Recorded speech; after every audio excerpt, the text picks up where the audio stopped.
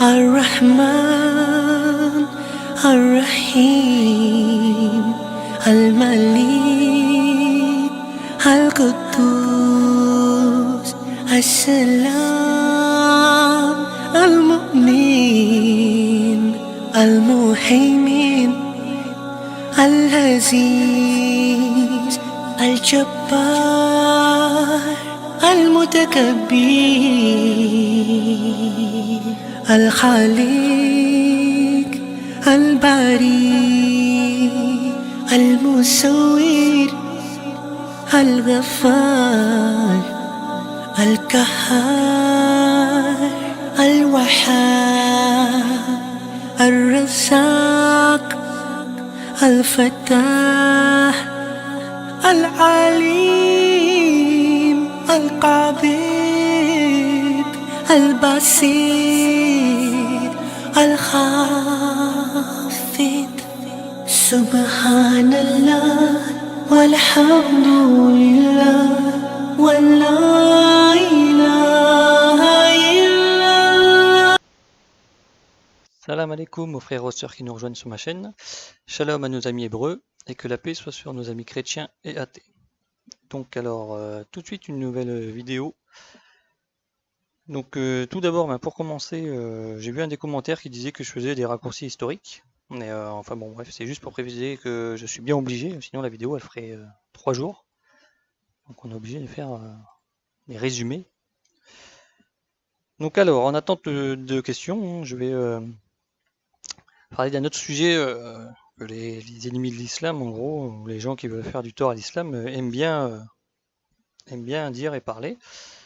Donc c'est l'esclavagisme, en sachant que Dieu est abolitionniste, mais en douceur, pour éviter tout risque d'amertume et de haine, avec des règles très strictes à accomplir avec ses esclaves. Donc cette vidéo sera faite en 2 parties. Donc la première partie, ça sera plus comment on devient esclave et qu'est-ce qui fait qu'une personne puisse devenir esclave.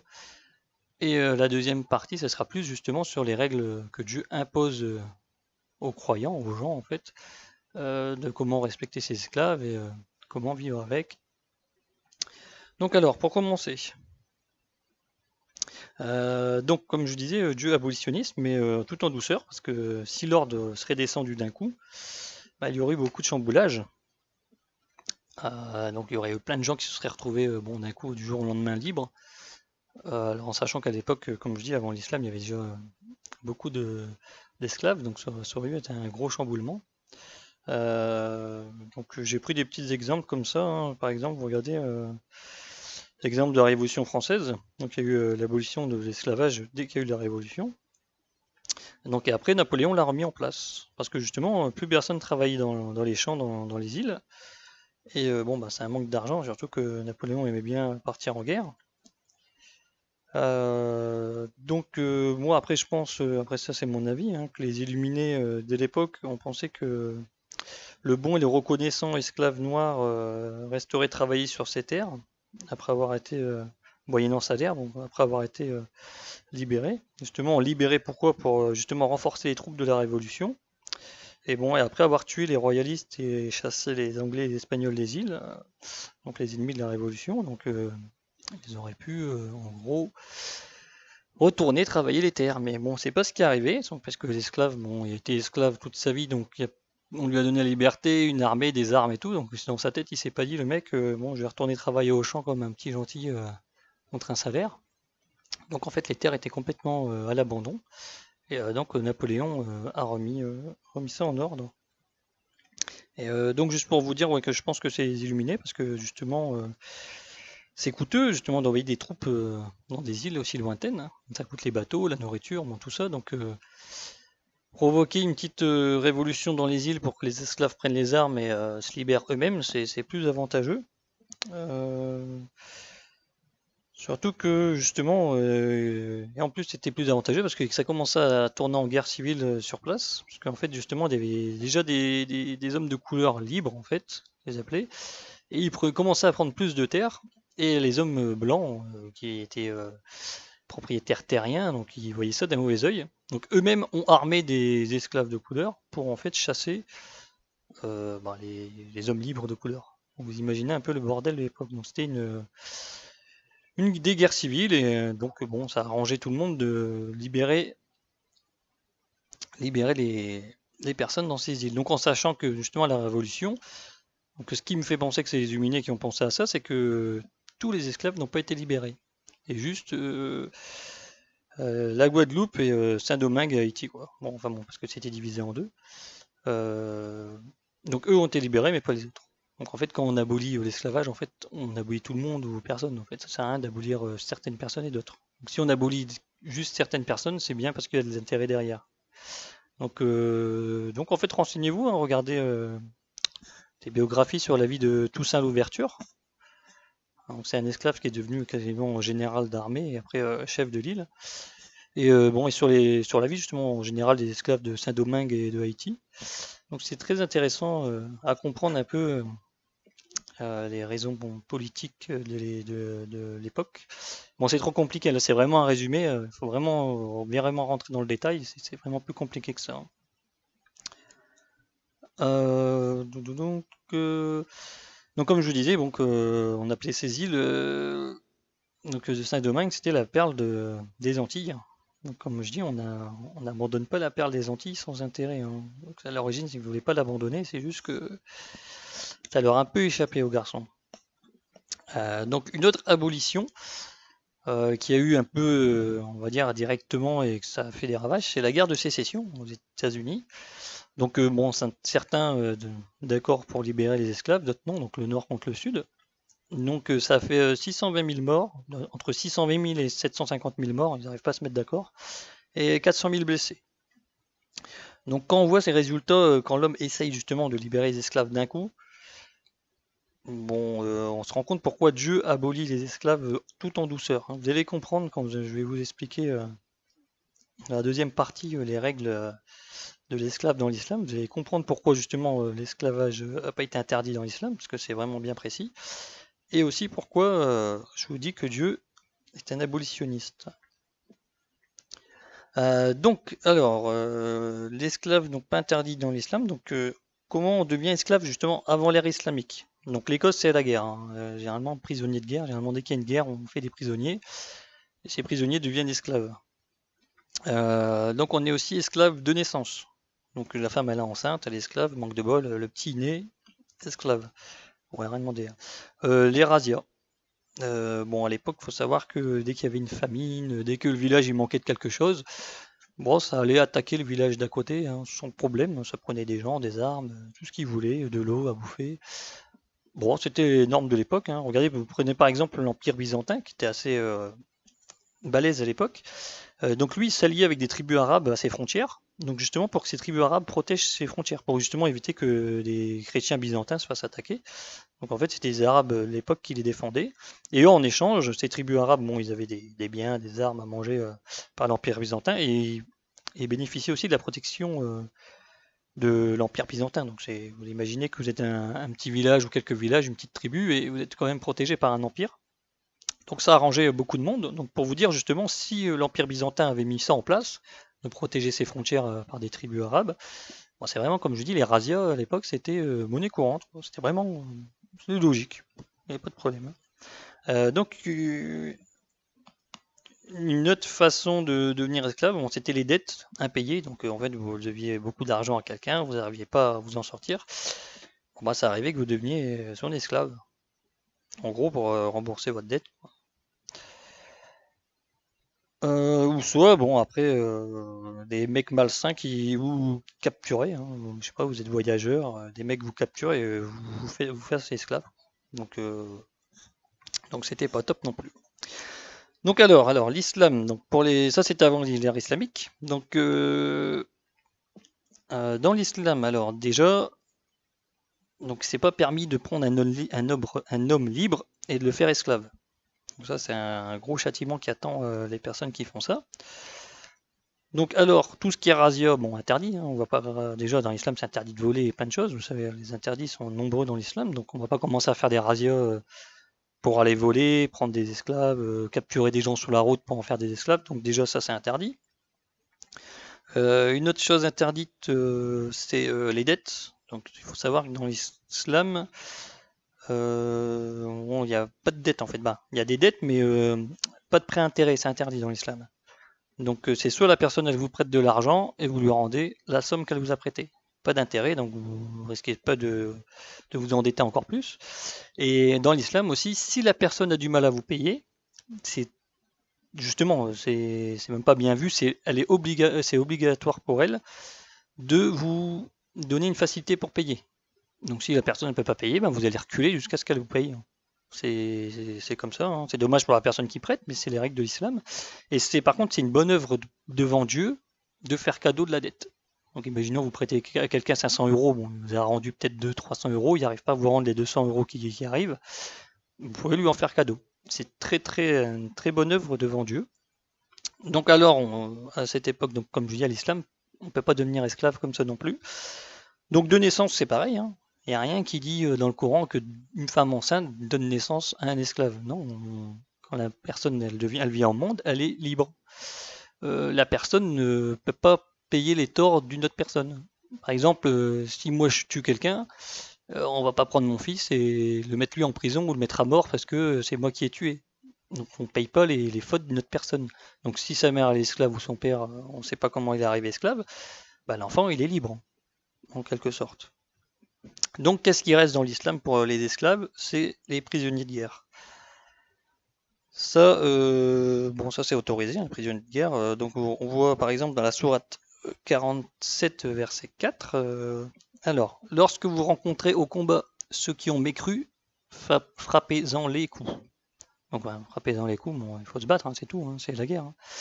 Puis quand vous les avez dominés, donc quand vous gagnez sur le champ de bataille, hein, enchaînez-les solidement, donc on les fait prisonniers. Ensuite, c'est soit la libération gratuite, bon, après on peut faire des bonnes œuvres en libérer les gens, soit la rançon. Donc soit la rançon, c'est quelqu'un qui paye parce que c'est une famille riche. Ben, s'il n'est pas riche, ben, justement, il va travailler pour payer sa rançon. Jusqu'à ce que la guerre dépose ses fardeaux. Donc là, on peut aussi imaginer aussi que dès que la guerre est finie, normalement, le mec, il peut être libéré. Enfin bon, après, il y a d'autres règles, quoi. Donc il est ainsi, car Allah voulait, s'il voulait, il se vengerait lui-même contre eux. Mais c'est pour vous éprouver les uns des autres, et ceux qui seront tués dans le chemin de Dieu, il ne rendra jamais vaines leurs actions. Donc ça, c'est... Voilà pour, en gros, les prisonniers de guerre. Et je vais rajouter aussi la sourate 5, verset 8. Donc alors, ô les croyants, soyez stricts dans vos devoirs envers Allah, et soyez des témoins équitables, et que la haine pour un peuple ne vous incite pas à être injuste. Pratiquez l'équité, cela est plus proche de la piété, et craignez Allah, car Allah est parfaitement connaisseur de ce que vous faites. Donc comme je vous dis, hein, là j'ai pris l'autre verset, parce que Dieu il dit bien que quand on a une haine pour un peuple, il ne faut pas être injuste avec. Donc en gros, si vous avez un prisonnier, il ne faut pas être injuste avec, même si vous avez la haine contre eux, parce que c'est vos ennemis. Donc il ne faut pas être injuste. Donc bon, les prisonniers de guerre, c'est un peu habituel, hein. Donc tout simplement, comme les Français en 1945, hein. Donc les Allemands, ils étaient prisonniers, et ils ont servi de main-d'œuvre en France jusqu'en 1949. Officiellement, après officieusement, bon, il y a peut-être eu plus, mais officiellement jusqu'en 1949. À savoir que même les Américains ont lâché les derniers prisonniers allemands en 1946, parce que bon, la guerre était finie, hein, pour eux.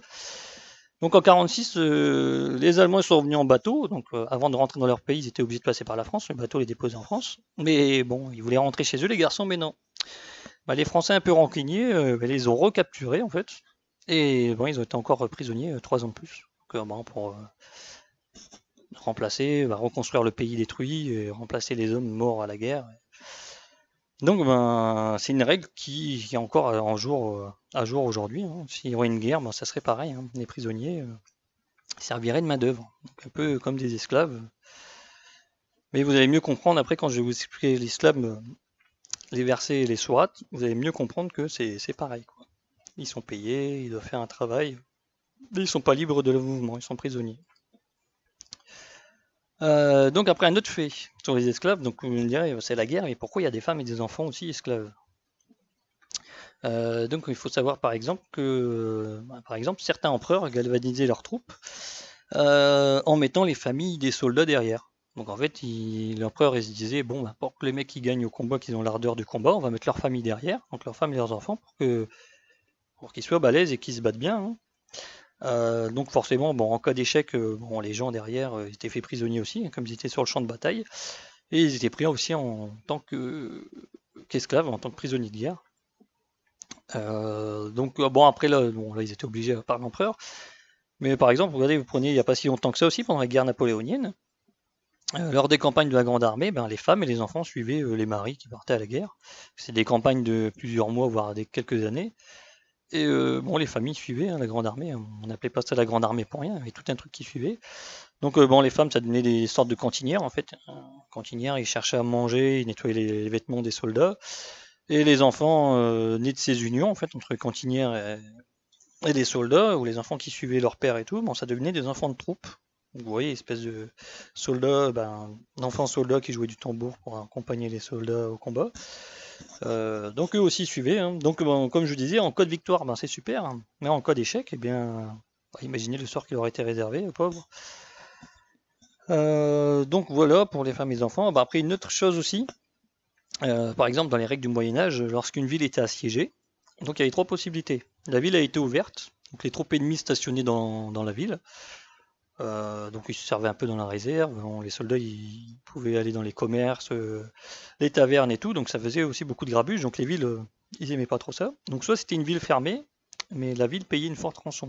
Donc, en argent, en nourriture, en chevaux, ce que vous voulez, pour justement que les soldats ennemis, bon, ils la laissent tranquille et ils passent leur chemin. Et troisième option pour la ville, ils tenaient le siège.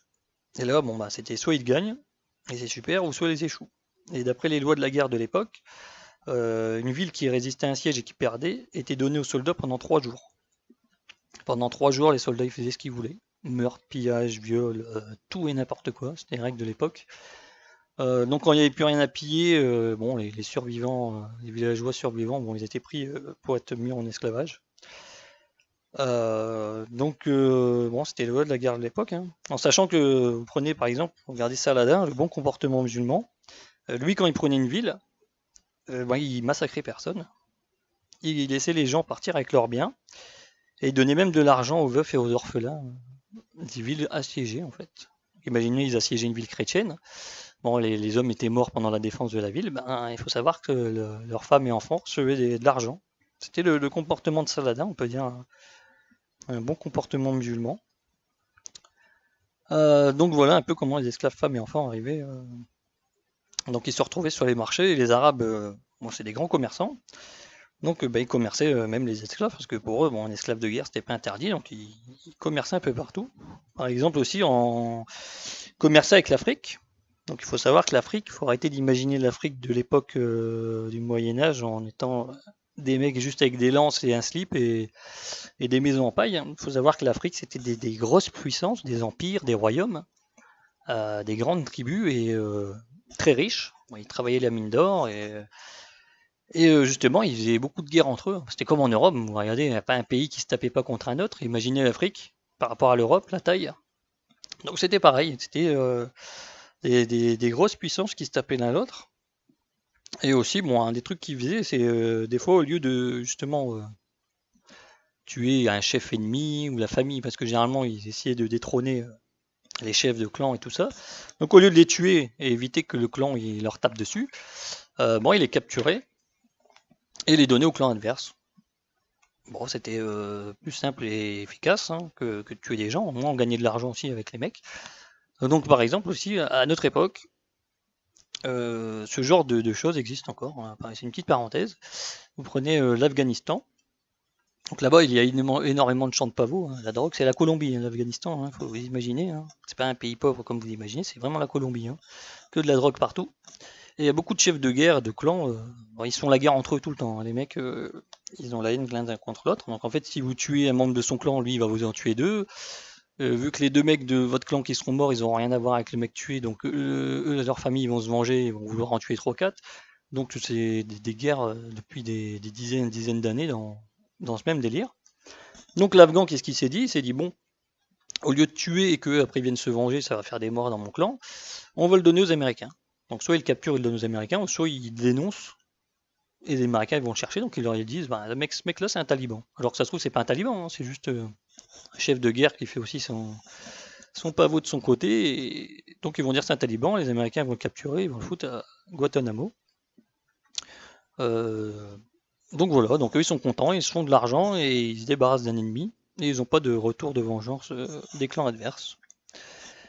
Bon, ce que je vous dis aussi, c'est des faits avérés, hein. Même les Américains, quand ils interrogent leurs prisonniers d'à Guantanamo, ils savent très bien que c'est pas des talibans et que c'est des pauvres mecs qui ont été pris dans la tourmente du truc, hein. Mais après, donc ils peuvent pas les relâcher parce que, comme ils ont dit, si on les relâche, ces mecs-là, ils vont vraiment devenir terroristes. Donc, enfin bon, ça c'était la petite parenthèse. Donc c'est juste pour vous dire que l'Afrique de l'époque, c'était la même chose. Donc c'est vrai que parce qu'on dit toujours ouais les musulmans ont participé à la traite négrière, mais il faut savoir qu'en fait eux c'était des commerçants, hein. Donc après comme je vous dis il y a peut-être des mecs qui faisaient des razzias, mais enfin bon ça c'est interdit dans l'islam. Donc eux ils commerçaient des esclaves, hein. Donc des prisonniers de guerre. Donc après si vraiment après c'est aux commerçants de savoir d'où viennent ces prisonniers, hein. Là il y a de la chance les mecs qui parlent. Donc c'est pas comme s'il achetait des objets volés, il sait pas d'où ça vient. Là il peut parler à des gens qui parlent. Donc s'il s'aperçoit que les gens capturés, c'est des gens libres qui ont été pris comme ça et pas des militaires, des soldats, bah, il ne doit pas acheter. Donc après, lui, ce mec-là, bon, comme on dit, il a participé à la traite négrière, mais il va devoir répondre devant Dieu pourquoi il a commercé des gens libres, hein. Euh, donc ça, c'est interdit. Donc voilà, donc là, je vous ai fait le tableau un peu de comment les gens peuvent être esclaves et comment des enfants et des femmes se retrouvent sur le marché des esclaves. Donc ça, c'est la fin de la première partie. Parce que comme j'ai dit, ça va être aussi un peu trop long. Donc je vous retrouve tout de suite pour la deuxième partie.